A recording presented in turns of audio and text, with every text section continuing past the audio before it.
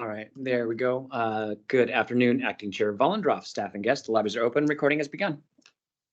Thank you, Dustin. We'll now convene the executive management team for Wednesday, February 14th, 2024. Happy Valentine's Day, everyone. We will not be making any decisions or making policy decisions, so we will go ahead with the meeting today and with our normal updates. And so with that, we'll jump right into our first legislative update was Mark here? Let's see. I don't believe Mark is going to be here. I don't think Will is going to be here for the end of the agenda either.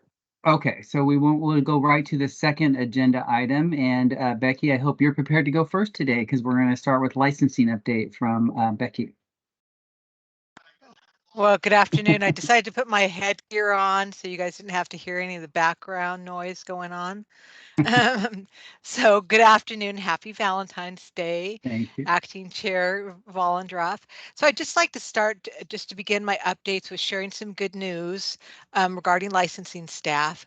This past week, the licensing division welcomed 3 new babies into our division. Wow. I know. Well, we actually welcomed 4 this month, but 3 this past week. Wow. So again, don't drink the water in licensing. All the babies and moms are doing well. And of course, with the 4 new moms, 4 new babies, we have 4 people out for the next 3 to 6 months. And so that's why I wanted to also share that information.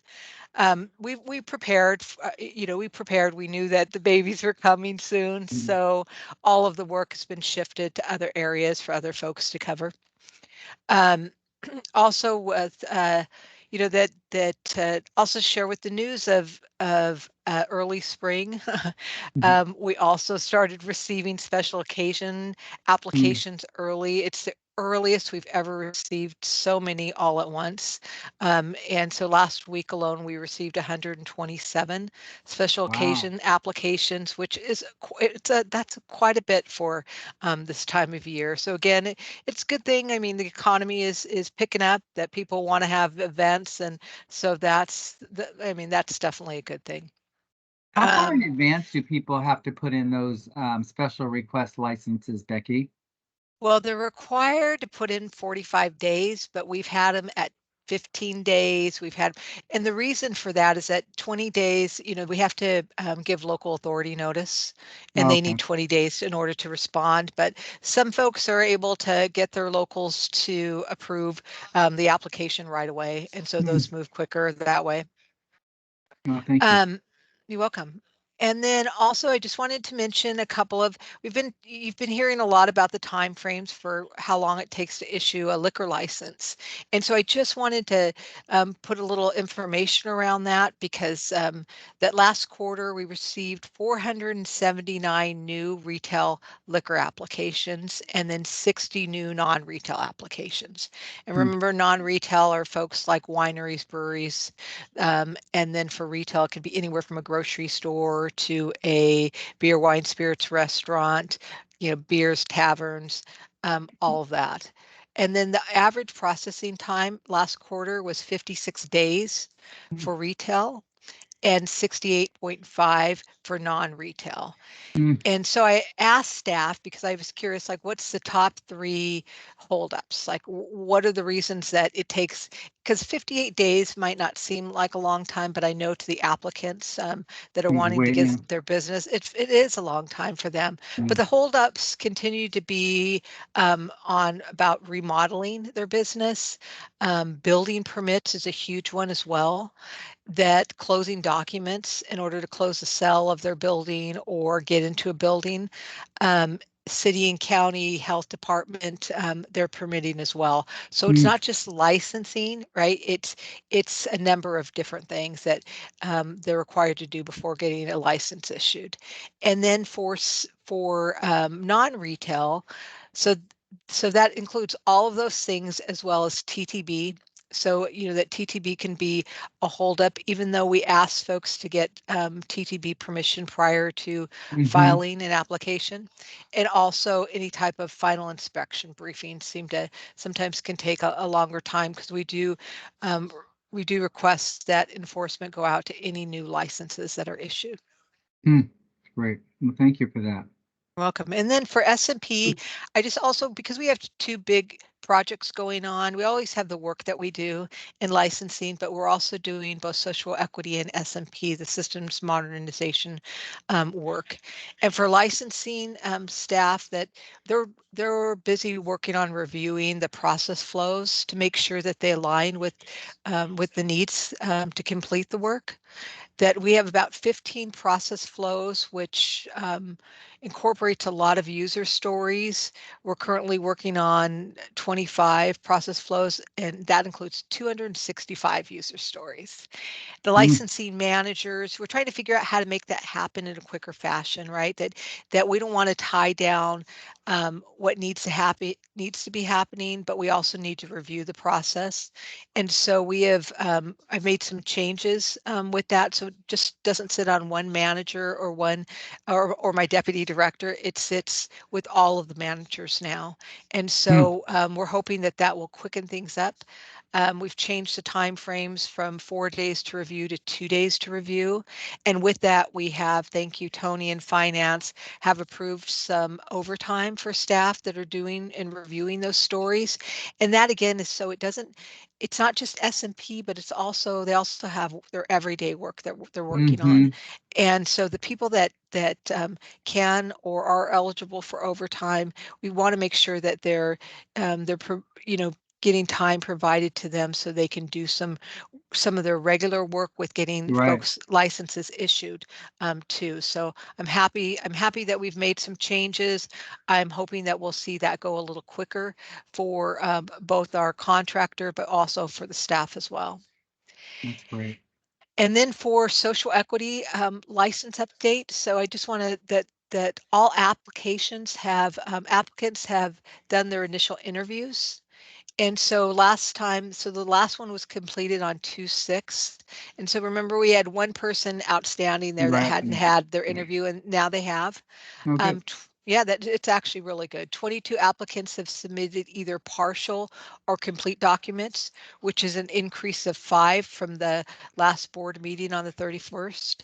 And then, of course, we had the Euphoria group located in Snohomish. They had the soft opening last week, and that went really, really well. They had a ribbon cutting ceremony, and they're going to have a big opening on February 19th with the mayor. And nice. yeah, no, it's very nice. And just to remember, that's 90%. It's owned by an African American in Snohomish County, and so that team is really excited with getting their store open. And then I also wanted to mention again, because about the one-time reimbursement. So with 5080, that went live on February 1st. That so far we have 22 social equity plans that we've received. Most of the plans mention hiring individuals with drug or cannabis convictions. 22 plans were received. 22 refunds have already been issued by finance. So great job by finance. They've, it's been a great collaboration between licensing and finance. It's gone very well. And then we've had a few plans that have been sent back, and that has to do with either some clarification. Folks send in the request, but they don't send in a plan, that they haven't filled in what they plan on doing. They just said, I'm going to do something with social equity. And so, yeah. And that at some point we're going to highlight some of these plans. So we do actually read them and review them.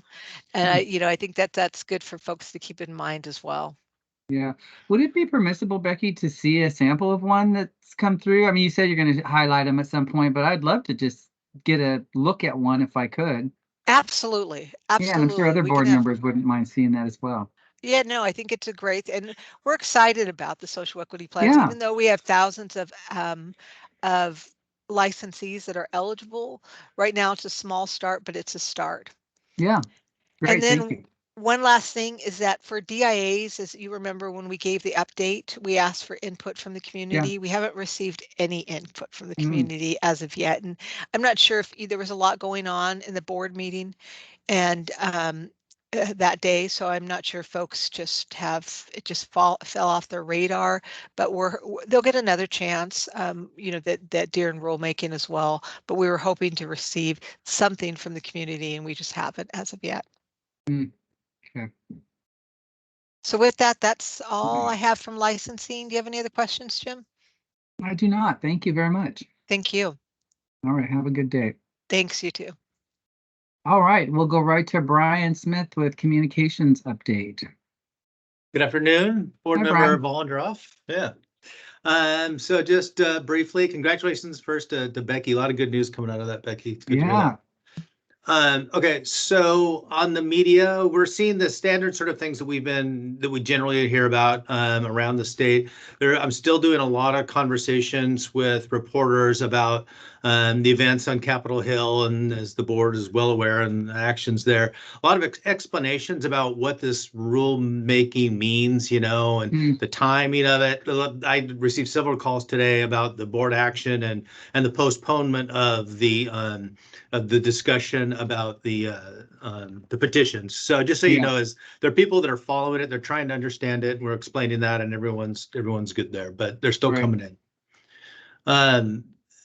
Our division or our team, the communications team, I've told them it's the year of technology for our group, because we're going to be rolling out a new website. We're going to be rolling out a new intranet, in addition to our work with CCRS and S&P and everything else. And so that's a plan, but we've been having some challenges with the timing, particularly that IT lost some people, and they've been going through a recruitment process that's going to support this. But I gave a presentation to this at management team yesterday, and I will share it with you and everyone else in the agency at the upcoming town hall in March. And you can kind of get a see and a plan, our plan for timing on all these projects that we expect to complete by the end of the year. So interesting things there to roll out, but I'll save that for a March meeting. The deal with the website right now is that we'd issued an RFP for an integrator to help us build out this new website. And the cutoff was yesterday. I don't think I'm at liberty to say yet how many people or how many firms applied, but we got quite a few. So I was pleased with the number. Yeah. And I'm on a small team that'll be scoring the results of that. We'll have something in early March, the negotiation. So we hope to have an integrator I can talk about and to announce by the end of March. So that's great. Yeah, we're looking forward to getting this project going and rolling along for sure. And then at the same time, SharePoint Online, we expect to have the pool and IT that we will need by, say, April. So that means hired and working here, et cetera. And then we'll work out our timing as with the website going at the same time. So FYI. I know you've had an interest in the public education web pages. It was Mary Sagawa did almost all of that project and turned it over. What I saw, I didn't think was quite ready to roll out the way that we had it. I made some changes or suggested some changes to my team for the format of that and to give it a more graphic look. And so my team, particularly Julie and Brad, have been working at that diligently, and they're having our public health education liaison, Kristen, give it a review now. Once we get to that, I hope to have something to roll out here pretty soon. That'll be the cannabis side. The alcohol and the tobacco will come a little bit later, but we do have the content for that. Great. And then just looking ahead, I want to point out, I forgot to tell you on the media stuff that Josh Bolender stepped in and helped us with a story yesterday that was pretty positive for the LCB on some actions that we did with a woman that was operating basically without a license and was not fulfilling her obligations to people that were getting married in these special events. And so if you saw that, was on Cairo last night. Josh did a great job stepping in. He did do a great job. Yeah. He's it's not something he loves doing on camera, but he was very happy and gracious to step in because he knew what he was talking about. Yeah. And then, lastly, I still work on the social equity stuff with Becky's team. I'll make a plug in here is that we're trying that the research and her team put out a survey to all the applicants that participated or submitted an application for the last round of social equity.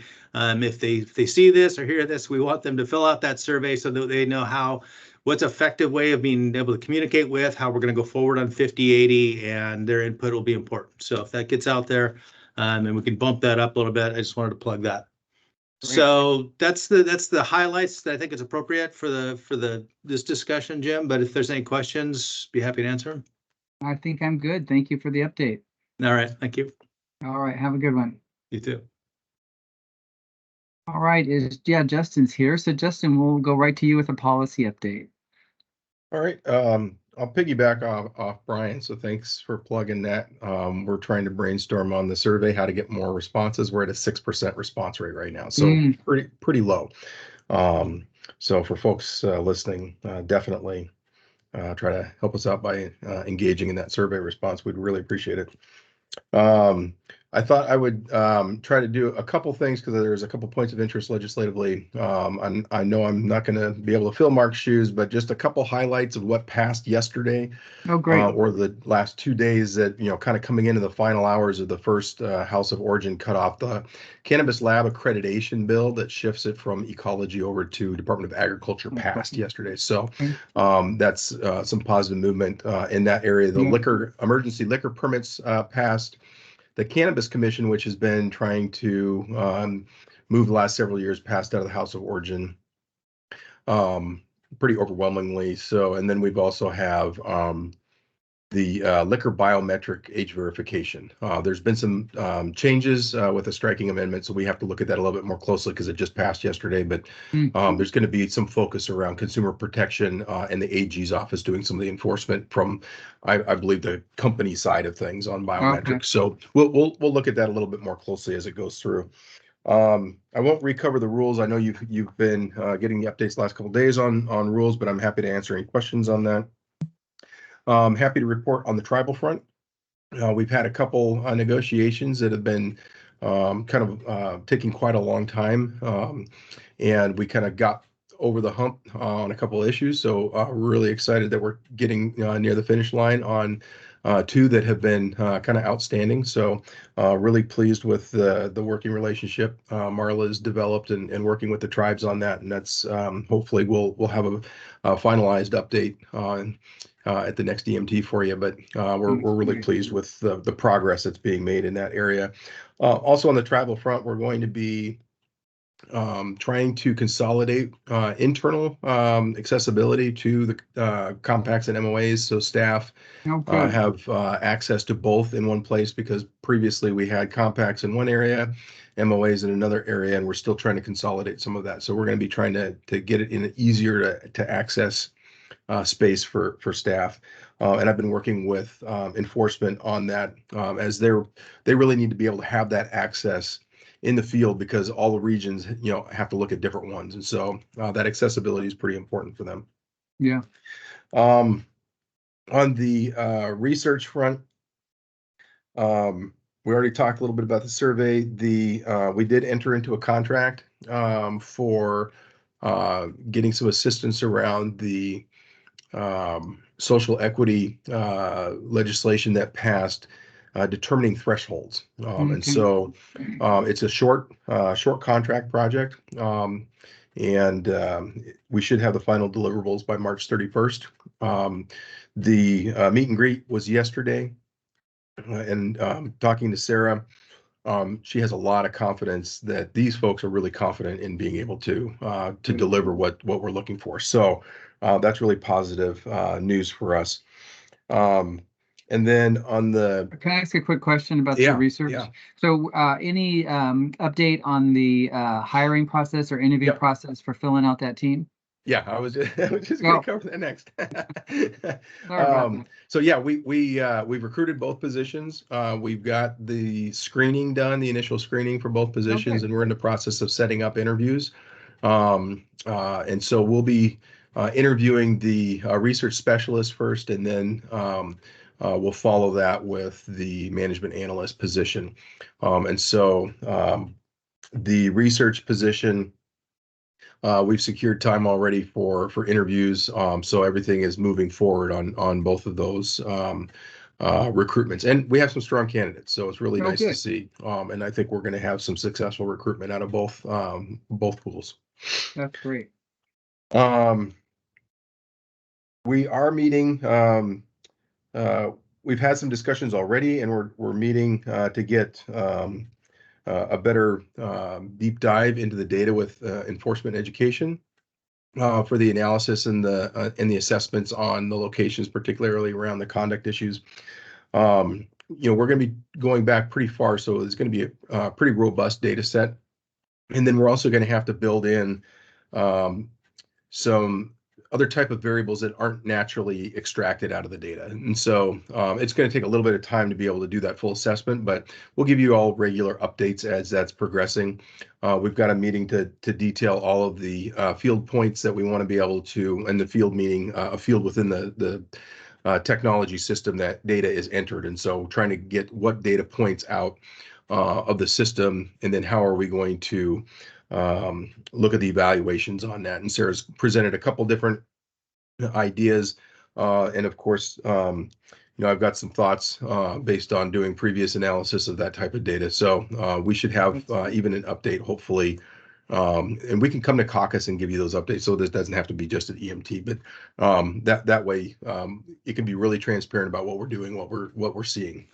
That's great. And I appreciate that update. And I guess in some ways I'd like to just set some expectations that this is not a quick process, as I understand it. I mean, I just want to set that expectation that we are not expecting to see some results here immediately when you start talking about qualitative and quantitative evaluation and what that looks like, and potentially survey. I mean, so I don't know what time frame we're looking at, but this is to do it well and to make sure that we have something that stands up against people looking at it, and that kind of thing. I just want to make sure and again set those expectations that I want to make sure we take the time to do this well and to have a comprehensive review. One thing I'd also like to suggest, Justin, related to that is, so we're talking about a particular data set around a particular type of environment, particularly around the LGBTQ community, and identifying around the state. And I know that in and of itself is going to take some time, because we don't have a way to query our licensees by that particular set. So, but when we're setting this up, can we also be thinking about, for example, if we wanted to look at other areas, how we might do that? So this can be used essentially as a template. So we're doing this right now around the LGBTQ plus community. What if we wanted to look at the BIPOC community? What if we wanted to look at just different environments? So just thinking about this as a template for how we might query other areas of our work. Just putting that out there. Yeah, no, we're actually planning on that, and so that's why this data set is going to be really robust, because when we're trying to evaluate the like type of data, but in potentially different subject areas, if you will. So whether it's the nightclub environment versus a restaurant environment versus grocery store, those types of things, we want to be able to take the master data set, have it cleaned, and utilize that as the source. So oftentimes when we're having these multiple system issues like we have right now, and obviously SMP is a really strong step in moving forward and getting one point of extraction. Right now, if we have multiple points, getting that data into a reliable, clean space that we can use again and again as a baseline will be important, because we don't want to come out and see a different type of baseline in the future. And so we need to make sure that what we're extracting, we understand, we categorize it appropriately, and then we save that as the template, if you will. And then we work from there on each question and offshoot that comes out of that. That's great. Thank you. The last thing I think I have, well, I had something else here. I'm trying to pull it up now. So on the public health front, so just a couple points of interest that are coming up. Kristen's doing really great work. She's doing great work. Picking up where Mary left off, and she's moving into the co-chair of the Y Coalition, and so that transition is still occurring. She's been making a lot of connections. And just for awareness, we have the National Institute on Alcohol Abuse and Alcoholism. There's a research study that was funded by Julia Dilley, who we've worked with in the past. And so we're keeping an eye on that. Their purpose is going to be exploring the alcohol delivery system among the young adult population in 6 states. So it's going to include, looks like it might be Alabama, Massachusetts, Michigan, New Mexico, New Jersey, and Washington. And so we'll be part of that. And then we're supporting some of those efforts through recruitment, and then also serving as an advisory capacity if there's questions that come in. So we'll have some participation with that. And the participation will be in a handful of advisory calls. Typically, mostly this year, we had I think there was an initial one at the very end of 23, but we're moving forward on that. So I just thought that was a point of interest that I would share with the board today as well. And then the last thing I wanted to call out is we're trying to finalize the mitigating circumstances documents. I haven't had a chance to circle back and connect with enforcement because I've been out sick, but that's still moving forward. So rest assured, we're going to have something probably a week after I wanted it to be done. But we've got some good data, some good questions, and we'll be trying to respond internally to folks on the questions that were raised. And we started off with our research program, taking a look at some of the information that was available out in the general space. And so we're taking a neutral look at, okay, what would be considered some mitigation around these areas. And so we will be having some updates. It's not going to just be a new date. So it's we definitely have had some good conversation, and it's progressing forward. So you can look forward to seeing that in the next few weeks. Thank you for bringing that one up. Are you going to be setting up individual? I had a number of questions that were not so specific to the document but just in reading it and just new language or things that I am just still schooling myself in. I've heard recently I get 2 years to consider myself new, and that's fast approaching. So I'm still new. But anyway, so will there be individual meetings responding to particular questions, or how will you respond to and so like I said, I need to connect with the Enforcement Education Division to kind of walk through some of the peripheral issues around some of that, so we can make sure that all the questions can get answered. But I'm happy to meet with anybody individually to go over whatever questions that they have as this continues to develop. And again, once the way that this is set up, it's not in rule, so we can actually adjust it if other points come up. I think we probably need to do a review more timely than what we had before. And so just because whatever we put out there in this round doesn't mean it can't change, next year if we think of something else that come up, or if we have a stakeholder that brings something to us and say, have you ever really considered this? And so I think that'll be an important component for us to recognize that we shouldn't just let this sit. We should be looking at this probably annually to see, did we get any new information? Have we, heard any feedback on what these are and what these do? And so, and that would be internal and external, I think would be valuable input on that. Great. Thank you very much. Appreciate it. And that's all I have. All right. Have a good one. And thank you for covering for Mark as well. Oh, you bet. Thanks. All right. Next, we have a general agency update from our Deputy Director, Tony. Good afternoon. Hi, good afternoon. I wanted to start off by letting you know that the agency has contracted with Barry Dunn. It's a consulting IT business firm. I'm not quite getting that right, but they're going to help us with strategic portfolio management. They're going to help us implement a new system that we will they'll teach us how to learn the new system and help us implement it.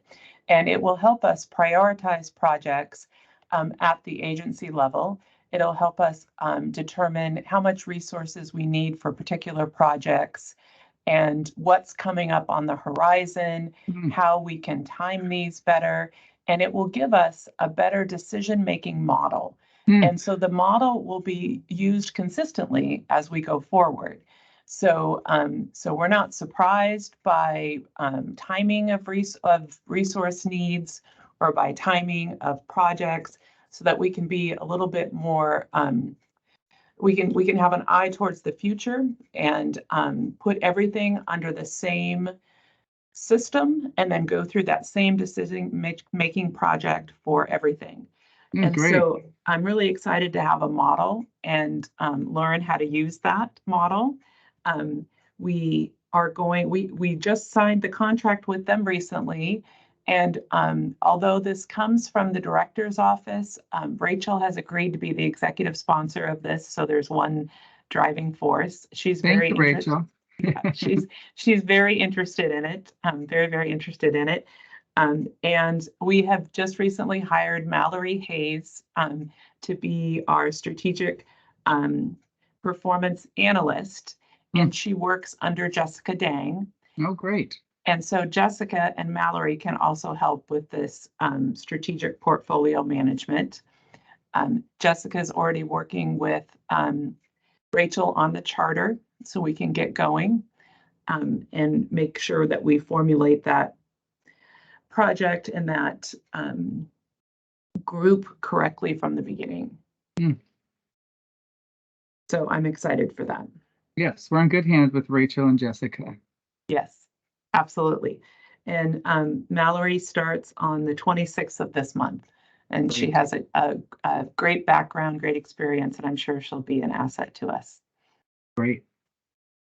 We, regarding SMP, you heard about some of the great work that licensing is doing. I really appreciate the fact that they are really thinking about how they can move a little quicker. You know, they're going through a ton of user stories and it's a lot of work for them. And I appreciate that they're looking internally about how all their staff can help Jeannie work through this.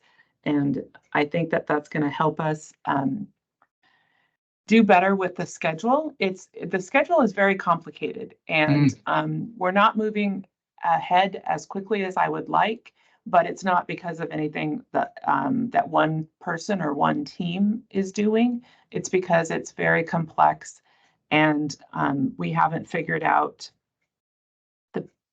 we just haven't quite gotten into the best groove with this.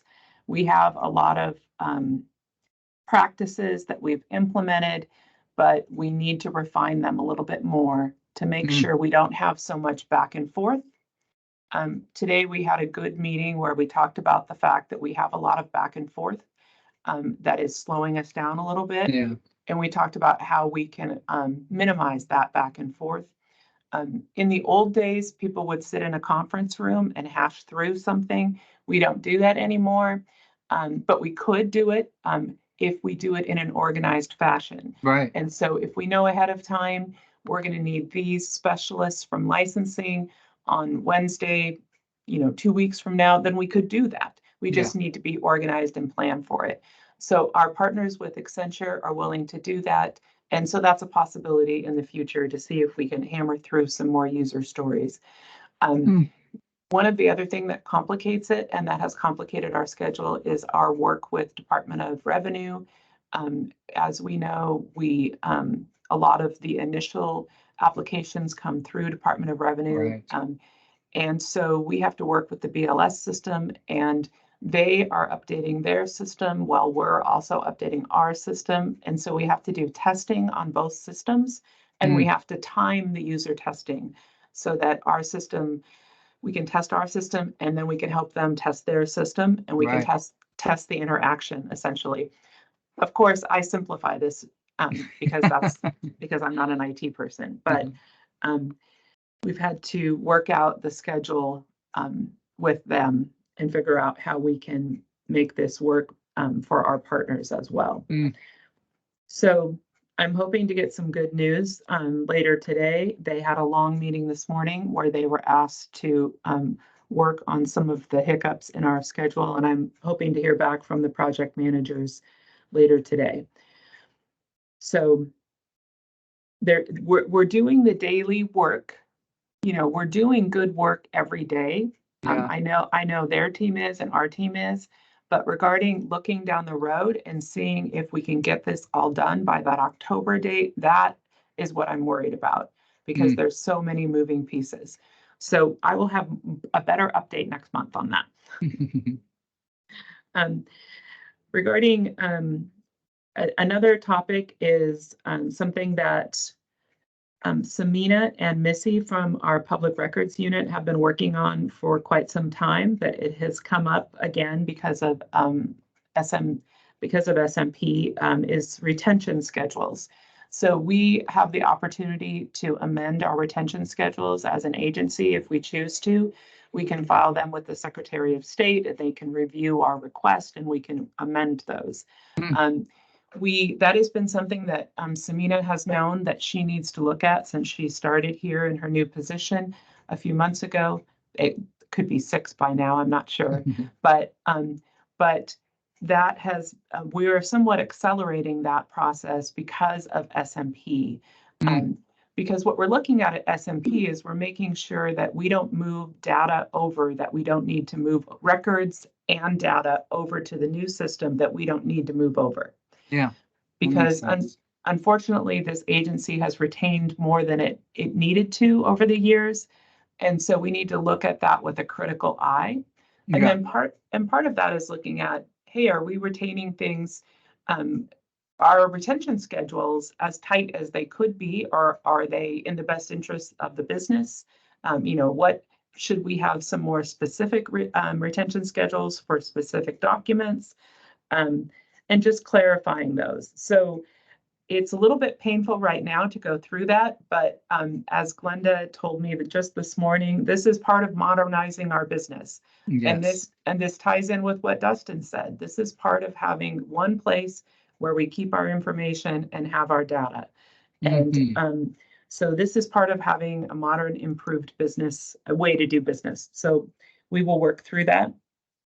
And we want to make sure that we don't move over data or records that they call dirty data or data that we can't clean, because that just creates future problems for our research team and any data that we pull for people outside the agency. So that's keeping us busy. We might need to amend some WACs as well related to retention schedules. And I know that this agency is very, very busy with WAC amendments. So we will figure out how we can appropriately put that in the schedule. The other thing I wanted to mention was that Gloria is helping us with organizing an all-staff town hall, which will be on March 18th. I'm not sure if that's on your schedule yet. It's a Monday, but she has been keeping us on track, organizing the agenda. All of the directors will have a few minutes to talk about what's going on in their divisions. And so we're organizing that. We do have another town hall for SMP that will just be a 45-minute town hall on February 22nd. We've had those before, so that will just be a reoccurring one. And finally, we are still working on our strategic plan. Jessica gave us an update yesterday regarding where we are at on the strategic plan. She is going to give management team some time to look at the proposed revisions that the subgroup came up with, that she's been working with, which are managers. So they revised some of the language. They gave us some options to look at. So management team will have an opportunity to give Jessica feedback. And then the next step will be for her to bring that draft to groups like the PAIR team and possibly other groups to give input. Oh, great. Okay. And that's all I have today. All right. Thank you for the updates, Tony. Thank you. And I see that Will is not here with us today. So that brings us to additional team updates and final board inquiry. So any other updates from anybody else today? Hearing none, I don't have anything else. So I think that concludes our meeting today. So thank you very much. And Dustin, anything else I need to cover before we conclude today? No, thank you for checking. Nothing from me, Acting Chair. All right, thank you. All right, have a good day, everyone. Thank you. Thank you. Bye. Bye.